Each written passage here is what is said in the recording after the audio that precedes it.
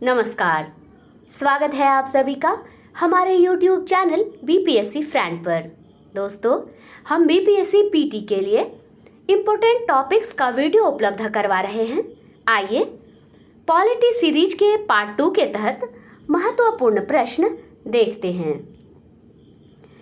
आज का पहला प्रश्न है, भारत के राष्ट्रपति को उसके पद से हटाया जा सकता है। ऑप्शंस हैं ए भारत के प्रधानमंत्री द्वारा, बी लोकसभा द्वारा, सी भारत के मुख्य न्यायाधीश द्वारा या फिर डी संसद द्वारा। उत्तर है डी संसद द्वारा। भारत के राष्ट्रपति को उसके पद से हटाया जा सकता है संसद द्वारा। दूसरा प्रश्न है, राष्ट्रपति पद के चुनाव संबंधी विवाद को किसे निर्देशित किया जाता है? ए संसदीय समिति, बी लोकसभा अध्यक्ष, सी निर्वाचन आयोग या फिर डी उच्चतम न्यायालय। उत्तर है डी उच्चतम न्यायालय। राष्ट्रपति पद के चुनाव संबंधी विवाद को उच्चतम न्यायालय को निर्देशित किया जाता है। तीसरा प्रश्न है, भारत का राष्ट्रपति किसका एक अभिन्न अंग है? ए संसद, बी लोकसभा, सी राज्यसभा या फिर डी मंत्रिपरिषद। उत्तर है ए संसद। भारत का राष्ट्रपति संसद का एक अभिन्न अंग है। चौथा प्रश्न है, कौन राष्ट्रपति चुनाव में तो मतदान नहीं करते हैं परंतु उपराष्ट्रपति के चुनाव में मतदान करते हैं? ऑप्शंस हैं ए संसद के मनोनीत सदस्य, बी राज्य विधान परिषद के सदस्य, सी राज्यसभा के सदस्य या फिर डी उपरोक्त सभी। उत्तर है ए संसद के मनोनीत सदस्य। संसद के मनोनीत सदस्य राष्ट्रपति चुनाव में तो मतदान नहीं करते परंतु उपराष्ट्रपति के चुनाव में मतदान करते हैं। पांचवा प्रश्न है, राज्यसभा में राज्यों का प्रतिनिधित्व किस बात पर निर्भर करता है? ए राज्य का क्षेत्रफल, बी राज्य की जनसंख्या, सी उपर्युक्त दोनों या फिर डी उपर्युक्त में से कोई नहीं। उत्तर है बी राज्य की जनसंख्या। राज्यसभा में राज्यों का प्रतिनिधित्व राज्य की जनसंख्या पर निर्भर करता है। छठा प्रश्न है, हमारे संविधान के अनुसार राज्यसभा का कार्यकाल ए 2 वर्ष में एक बार समाप्त हो जाता है, बी प्रत्येक 3 वर्ष में समाप्त हो जाता है, सी प्रत्येक 6 वर्ष में समाप्त हो जाता है या फिर डी समाप्त होने का विषय नहीं है। उत्तर है डी समाप्त होने का विषय नहीं है। हमारे संविधान के अनुसार राज्यसभा का कार्यकाल समाप्त होने का विषय नहीं है। सातवां प्रश्न है, भारत में स्वतंत्रता के बाद प्रथम आम चुनाव कब संपन्न कराए गए? ऑप्शंस हैं ए 1947, बी 1948, सी 1952 या फिर डी 1956। उत्तर है सी 1952। भारत में स्वतंत्रता के बाद प्रथम आम चुनाव 1952 में संपन्न कराए गए। आठवां प्रश्न है, बिहार में लोकसभा के सीटों की कुल संख्या कितनी है? ए 40, बी 50, सी 52 या फिर डी 54। उत्तर है ए 40। बिहार में लोकसभा के सीटों की कुल संख्या 40 है। 9वां प्रश्न है, भारत में किसी भी सदन का सदस्य हुए बिना कोई व्यक्ति कब तक मंत्री पद पर आसीन रह सकता है? ऑप्शंस हैं 3 माह तक, बी 6 माह तक, सी 1 वर्ष तक या फिर डी जो राष्ट्रपति निर्धारित करे।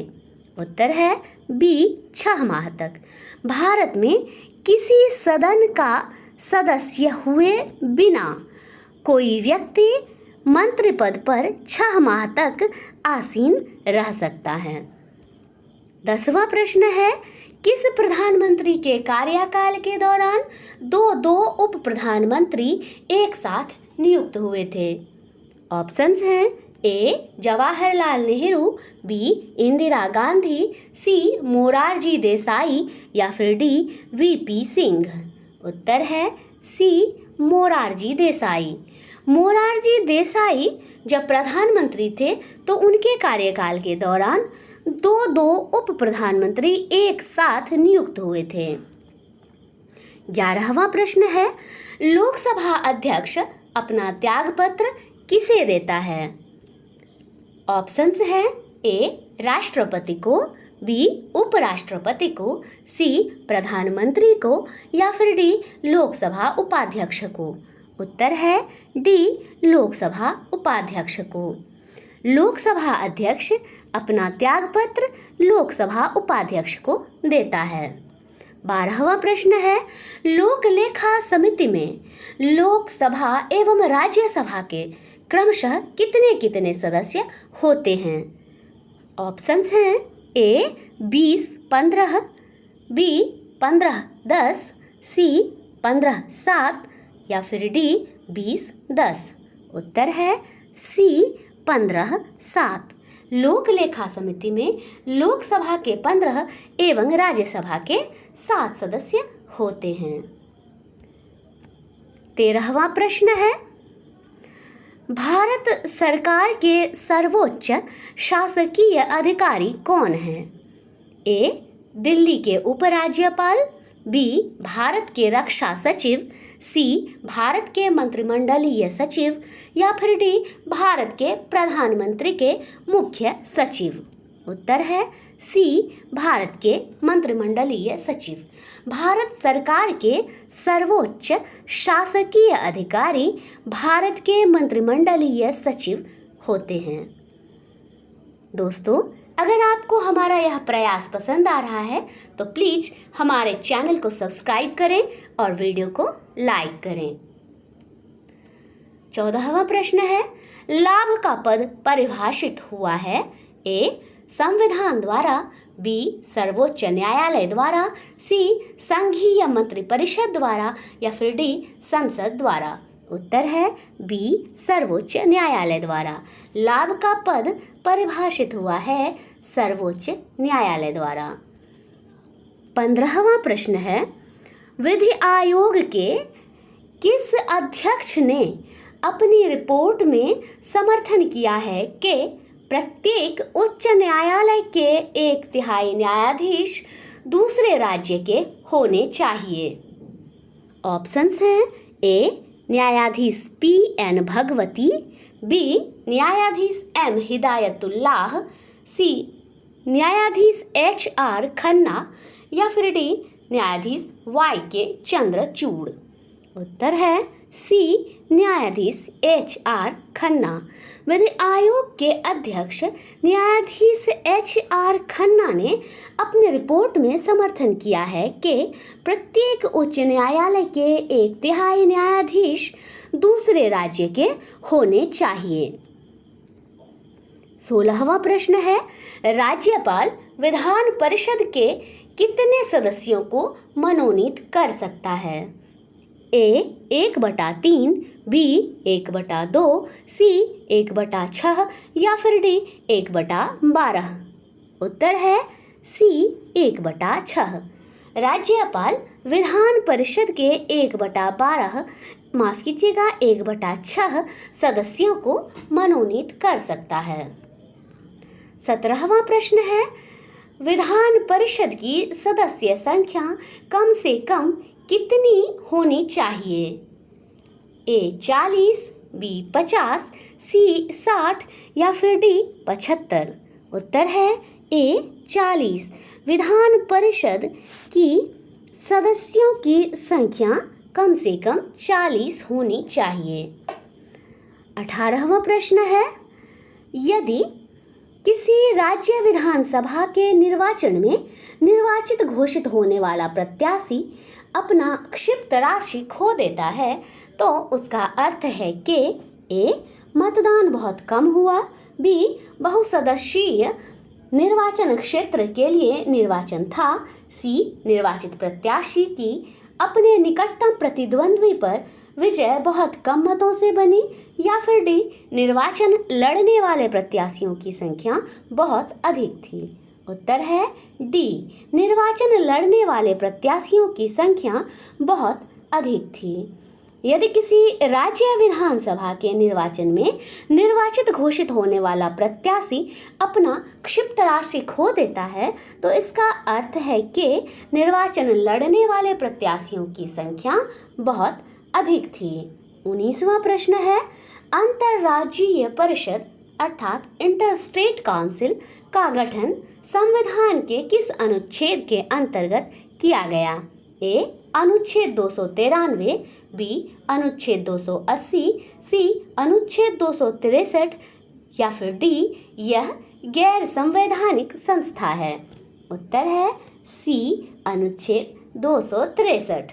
अंतर्राज्यीय परिषद का गठन संविधान के अनुच्छेद 263 के अंतर्गत किया गया।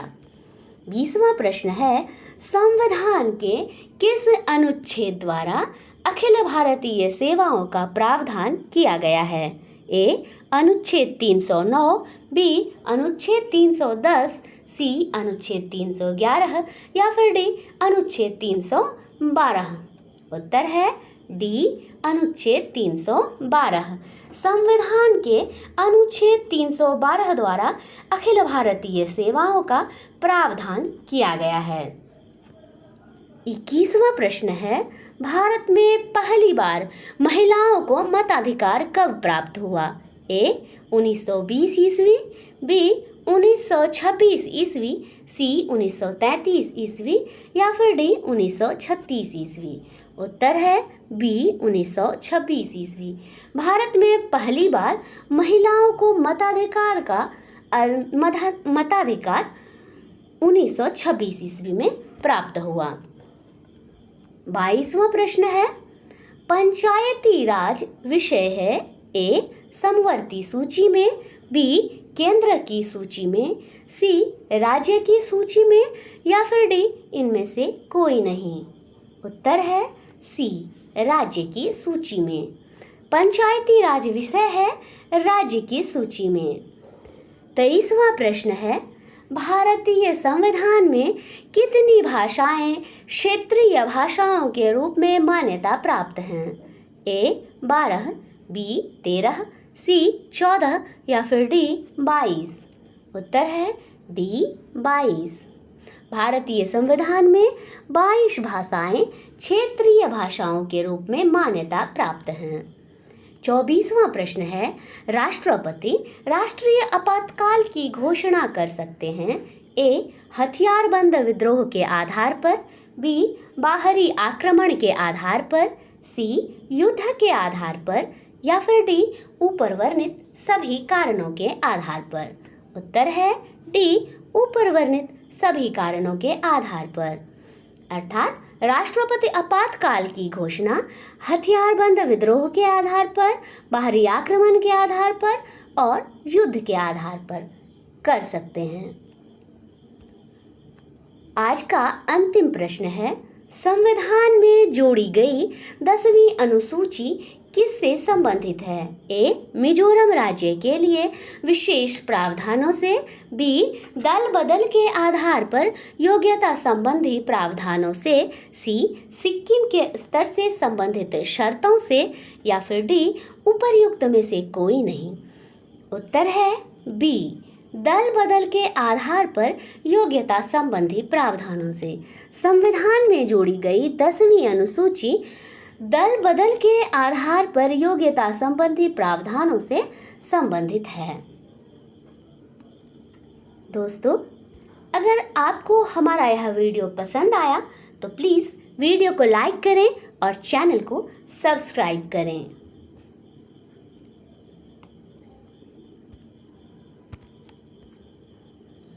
धन्यवाद।